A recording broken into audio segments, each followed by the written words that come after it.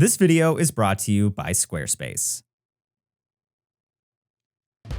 From Avenue Q to YouTube retellings of Phantom of the Opera, theater and puppets clearly go hand in hand. Or hand in sock? Whether it's a giant sandworm squirming around a house, or a parody of a British politician, a shadow, or a marionette, puppets inject creativity into theater, with the puppet often becoming an entire character in itself. I'm Brendan with Wait in the Wings, and these are a few remarkable puppets brought to life on stage.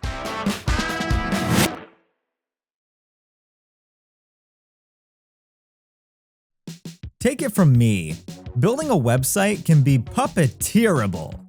Thankfully, Squarespace makes it easy. Their fluid engine design helps you pull the strings to customize every detail of your site. Blogging tools make it easier than ever to share content. You can even start email campaigns to connect with your audience. Whether you're just starting out or well in your stride, Squarespace makes it easy to create a beautiful website on your terms. Check out squarespace.com for a free trial, and when you're ready to launch, go to squarespace.com/waitinthewings to save 10% off your first purchase of a website or a domain. In 2005, the Associate Director of London's National Theatre, Tom Morris, came to Adrian Kohler and Basil Jones with a tall order. He needed a horse that could be ridden through battle. Morris wanted to bring his mother's favorite book, War Horse, in which a horse and his owner are separated when the horse is sold to the army, to the stage. After seeing a show at the Kennedy Center, Morris's gears started turning. The show was called, of all things, Tall Horse. What if they swapped out the adjective to create an all-new, innovative show? The complexity? Tall Horse wasn't about a horse. It was about a giraffe. Regardless, Morris couldn't imagine anyone but the Handspring Puppet Company bringing War Horse to the stage, and Handspring was ready to meet the challenge. Taking inspiration from 17th century technologies, canoe building techniques, and the caning structures for the tall horse giraffe, co-founders of Handspring, Adrian Kohler and Basil Jones, developed a horse prototype with a rapidly growing team. A month after shipping Joey, the titular war horse, from Cape Town to London, a room of 40 people gathered in the National Theatre studio for the horse's first ever test ride. The ride or die moment for the show. Choreographer Toby Sedgwick's emotional sequence showing the horse growing from sticks and twigs to the large puppet gave the National Theatre the confidence to greenlight the show and Handspring's puppets. The team headed back to their newly fledged horse factory to handcraft the puppets for the show. The revolutionary design for the puppet took influence from both the puppets of the Bambara Bamana in Mali and a Japanese art form called bunraku, where the puppeteer appears on stage. 3 puppeteers operated Joey from head to tail. Standing next to the horse, one guided the head using a stick and wiggled the ears with bicycle brake pedals. Under the skeleton of the puppet, the front heart puppeteer shook the horse from inside to create quivering mesh skin when touched by actors, the same way an actual horse's skin would ripple. Depending on the lighting, the nylon mesh skin and cane boning could make the horse look solid, or like a haunting skeleton of the war.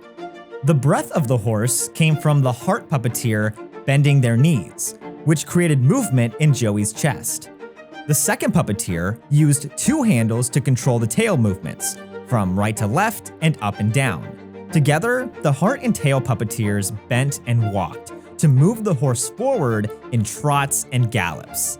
Tendons running down the leg created a naturally horse-like movement of the hooves.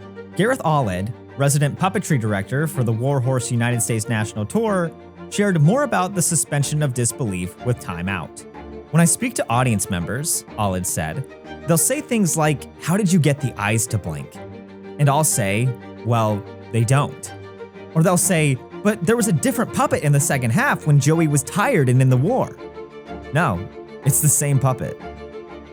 10 years after War Horse opened in the West End, London continued to enchant and challenge reality, this time in a much more whimsical way. as the fictional Pevensie children took to the stage in the 2022 musical revival of The Lion, the Witch, and the Wardrobe, the siblings from the C.S. Lewis classic escaped through the wardrobe from wartime England and entered into the fantastic land of Narnia. On stage, they met mystical creatures, some of them played by puppets. The production picked and chose which creatures appeared in puppet form. The faun, Mr. Tummus for example, was played by a human. Meanwhile, the Turkish Delight was played by a trippy, Roblox-esque cubes-on-a-stick puppet. The puppets in the 2022 limited run at the West End's Gillian Lynn Theatre took a different approach when compared to the original stage incarnations of the tale. Puppet director Toby Ollier drew on the wise, aged power of Aslan and created the character's puppet to look like terracotta, like a piece of ancient pottery as if he was there before anyone else, as Ollier said in an interview with What's on Stage. 3 puppeteers operated Aslan, one outside the puppet at the head, one inside the body on the legs, and one operating the tail. The real difference, however, came with the casting. Both a puppet and a human played Aslan. Alongside the lion puppet, actor Chris Jarrett appeared in a heavy fur jacket. The puppetry team built Aslan to break apart and reform to reveal and enclose the human playing the human soul of the character. Sometimes the lion disappeared into midair, with only 2 front legs and no rear. The dual presentation of Aslan as puppet and actor allowed the team to explore the complexities of the ancient creature, showing Aslan's power and strength alongside softness as both wild animal and noble king. But The Lion, the Witch, and the Wardrobe isn't the only fairy tale to charm audiences with puppets. In 2022, Broadway audiences journeyed back into the woods. While the plot of Stephen Sondheim's classic features a slew of Brother Grimm fairy tales, there's always a single standout in the cast: Milky White. Milky White is a longtime cult favorite of theater kids, with an entire Tumblr dedicated to low-budget Milky Whites of middle school and high school musicals. In some cases, those local productions looked better than past Broadway attempts, which had started off in 1987 with a statue before upgrading to an actor in a cow suit for the 2002 revival. Then, in 2022, an utterly perfect cow as white as milk headed to the Great White Way.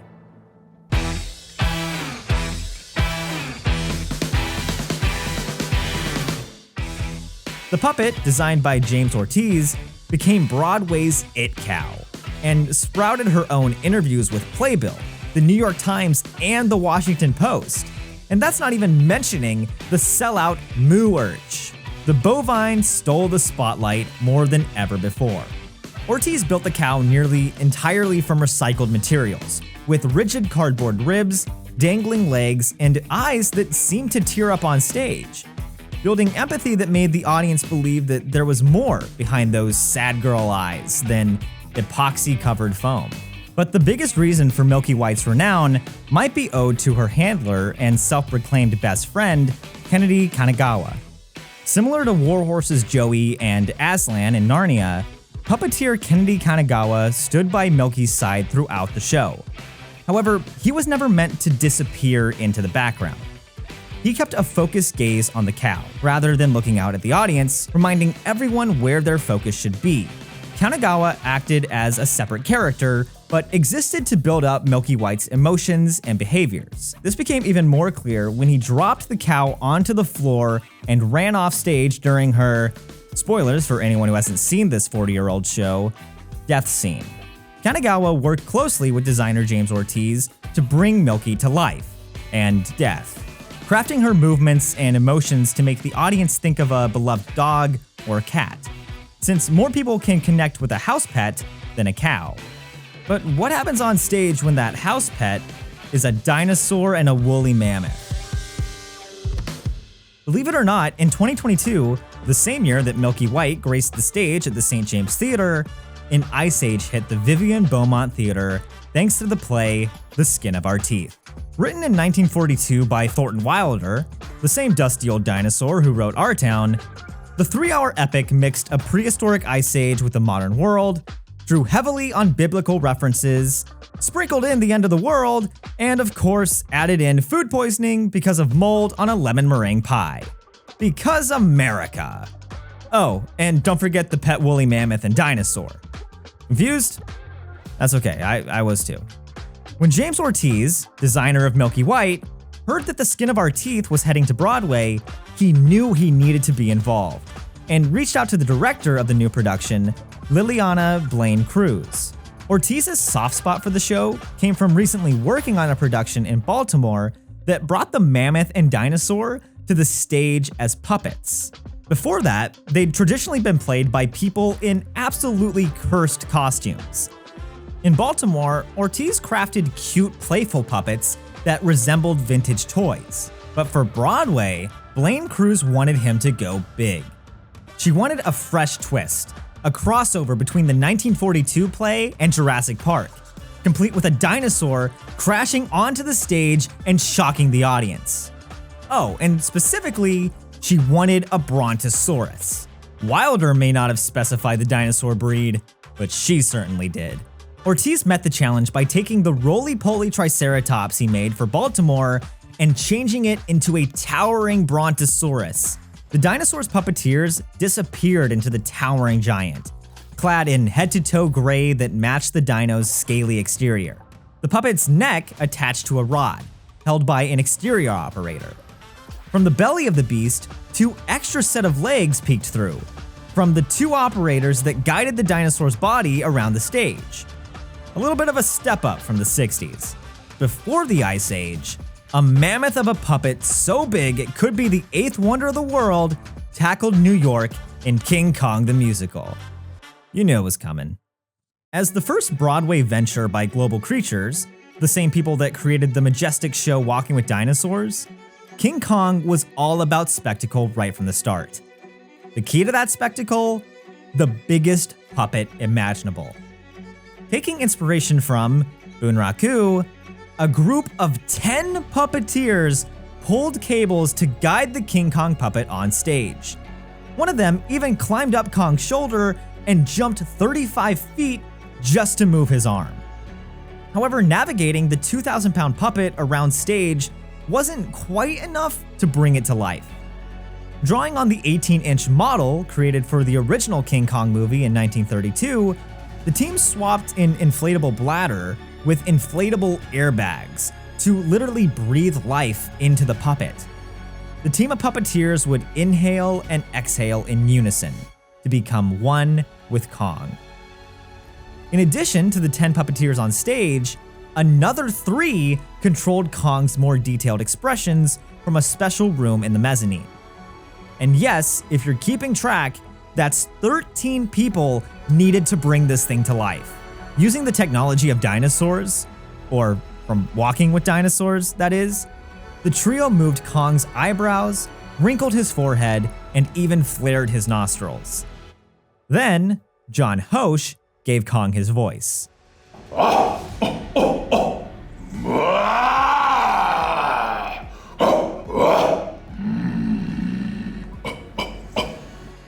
Crammed into that tiny room known as the Voodoo Lounge, Hoche literally roared into the microphone, relying on his colleague to open the mouth at the right time.